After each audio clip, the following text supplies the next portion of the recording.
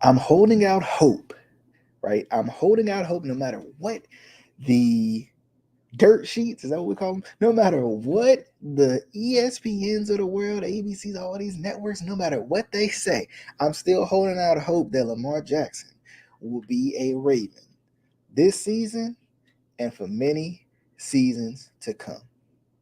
Here's why.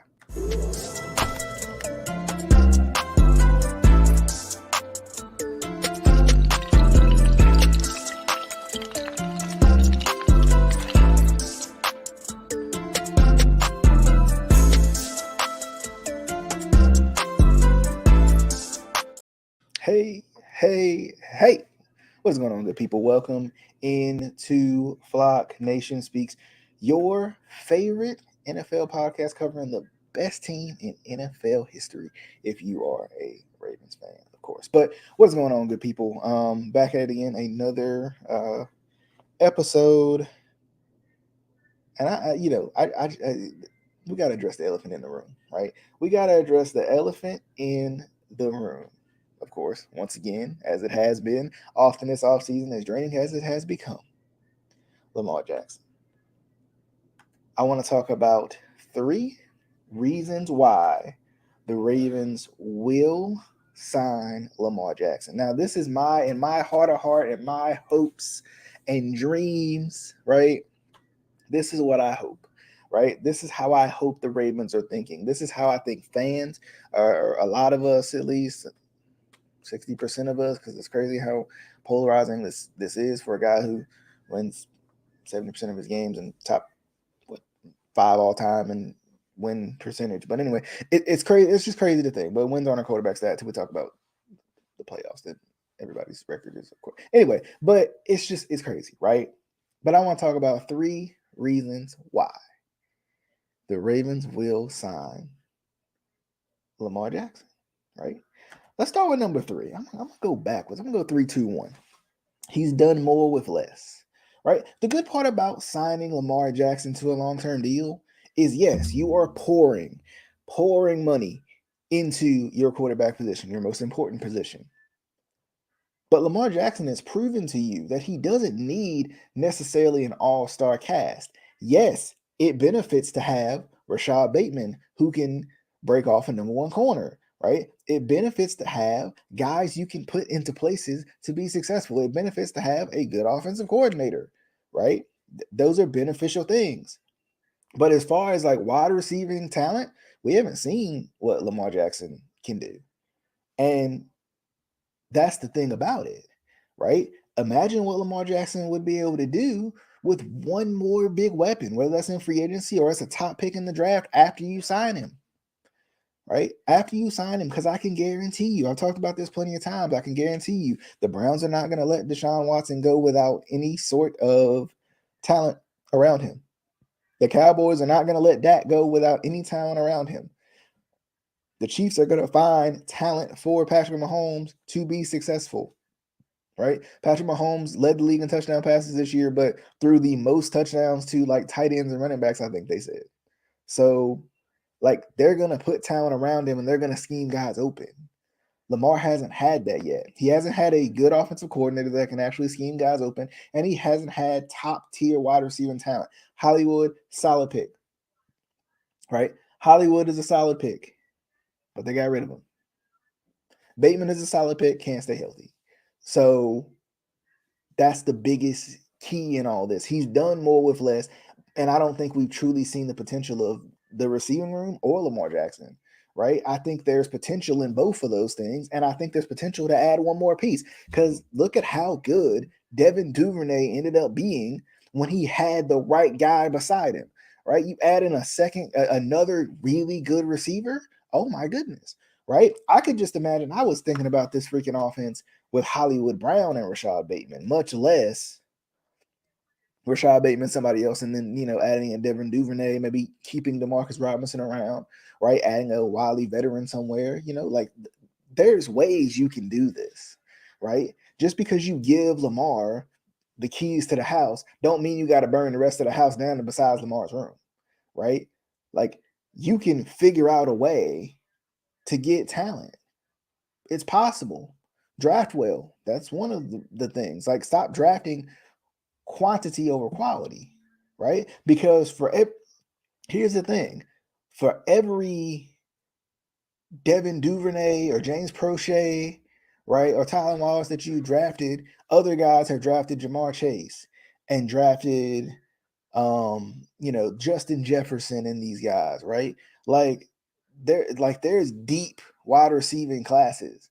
Pick the guy that you know fits into what you want to do, and sometimes fits like doesn't even fit into what you want to do, right? That's another thing. Like, the Bengals didn't stop at, hey, we got T. Higgins, we got Tyler Boyd, we good. CJ Uzomah at the time, we're good. No, they didn't stop at that. Keep going. He's done more with less. That's number 3. Shifting to number 2, the lack of offensive power fire. The lack of offensive firepower without him. We've seen this. We've seen, number one, that this offense goes down by a touchdown without Lamar Jackson, right? But I think it's even more than that. It's not as explosive, right? There's not as many big plays. Plus, you're missing those big plays from the quarterback too, right? Tyler Huntley makes some plays here and there, but not like Lamar Jackson does. When Lamar Jackson's not in the game, it just feels like it's a slower, drag out, knockdown. It's old school Ravens football, right? Lamar Jackson is the new era. Everybody else who's played in this offense at quarterback is the old era, right? The old guard. They're the older version of what this offense is. Lamar Jackson, like, let's not forget, Lamar Jackson's the same dude that played quarterback at a time where the Ravens were scoring 30 plus points every single game. And I think they literally, if not broke, I think they tied that NFL record, right? You've had record breaking offenses with Lamar Jackson at the helm. He had a pretty much a 5,000 yard season, that MVP season, right? Like, it's forgotten about. I think a lot of times, and some people say, "Oh, well, the MVP season was an anomaly because that's been his best season to date." But the personnel hasn't gotten better around him. The personnel has gotten worse. So why do you expect a player to get worse when the people around him are also getting worse, right? The coaches around him are making suspect decisions. Why do we expect that, right? Why do you expect to put Lamar Jackson in a box and expect him to just be an escape artist and get out? He ran a pro style offense in college, not whatever this is he's running right now. And the crazy part is he's still playing great in it, right? That's the other part. And then last one, he's your first ever league MVP. This one's simple. You haven't had a league MVP, right? You haven't had a guy who everybody in the league said, yeah, he like that. Not Joe Flacco, not Trent Dilfer, not even Steve McNair when he was with us. Like, not Steve Smith, not Torrey Smith, not Travis Taylor, not Jamal Lewis, even with a 2,000-yard season, right? He's your first ever league MVP, unanimously, I might add, right? He is your first ever league MVP. And a lot of people, like I said before, a lot of people want to say that, oh, that was a fluke year. That was, we haven't seen him be anywhere near that level. I beg to differ, because even in 2021, he showed that he could be an MVP again. Last year, he showed that he could be an MVP again, considering the talent that he was working with out there, right? Like, how quickly we forget. And then on top of that, right? My biggest thing about Lamar Jackson is we don't really know what his ceiling is. We haven't seen Lamar Jackson's ceiling yet. I think we've seen Lamar Jackson's floor, right? Lamar Jackson's floor is injured at the end of the season, right? Lamar Jackson's floor is literally, throwing 16 touchdowns and 13 interceptions, right? I don't think there's going to be a year where Lamar Jackson throws more picks than he does touchdowns. I just don't think it's going to be a thing. But we haven't even truly seen Lamar Jackson's ceiling yet, because even with the league MVP, we haven't seen truly what Lamar Jackson can do. Because Lamar Jackson in that season threw for 36 touchdowns. I don't remember how many interceptions it was. It was pretty low. It was like 6 or something, 7 or something, right? Joe Burrow did that this year. And Joe Burrow is your prototypical pocket QB, not going to run for any touchdowns, not going to run for a whole bunch of yards, right? So if Joe Burrow is the standard, then that is the standard that he can definitely get back to if you add him one more weapon. Or at least, shoot, add him an offensive coordinator, and we'll see with Todd Monken. Add him an offensive coordinator that can scheme some guys open, right? That's the thing. And that's what I was saying before when Todd Monken came in. I'm like, I kind of, and I was doing my wide receiver Ravens video where I was like, what wide receivers, what pass catchers was I happy with? What was I not? My biggest thing was I wasn't happy with James Prochet, but I would love to see James Prochet actually coached up to his potential and see what he would do.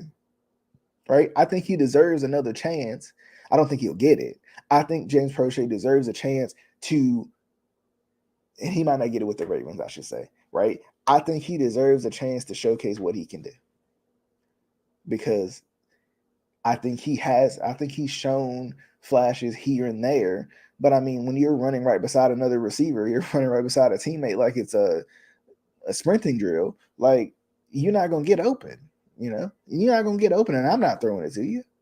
So that's my 3 reasons why I think Lamar Jackson will be a Raven for the foreseeable future, right? We talking about extension. We talking about by Tuesday at 4, was it 4:30? I think it's 4:00. Tuesday at 4:00, the extension will be on the paper. And if it's not, then they're gonna wait a little bit longer, and then they're gonna be like, oh yeah, we extended this guy because we got to, right? That was gonna be one of my reasons. They have to, right? Like there's no like honorable mention, they have to. There's no reason not to. You don't want to pay him because you got burned by Joe Flacco. Joe Flacco has shown you he was inconsistent, right, in the regular season. Lamar Jackson hasn't shown that. Lamar Jackson ain't shown anything but you gonna win with me, right? I'm gonna put up numbers every year, no matter who you put around me. Oh, but imagine if you put somebody around me. Imagine when you give me a Rashad Bateman, a guy of that talent level, see what I can do, right? Imagine that. Whoa, it's crazy, right? It's crazy. But we'll see what happens, right? We'll see what happens because, the Ravens and their wide receivers, considering they drafted the most wide receivers, I think Hendo was the one that put this stat out there for me to at least grab.